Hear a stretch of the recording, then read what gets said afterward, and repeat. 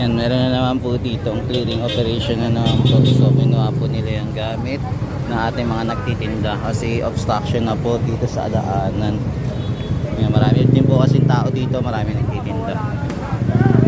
Yan, so ito po yung ganap ngayon, no? Nagkaroon na naman po ng clearing operation ngayong araw dito sa Kirikada po.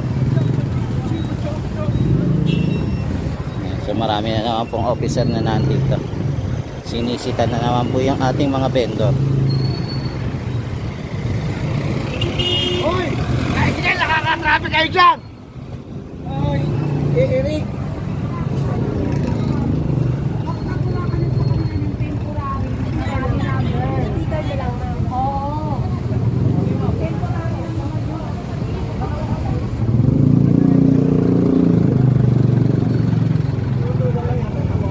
Yan, so lahat po ng obstruction dito pagtatanggalin po muna.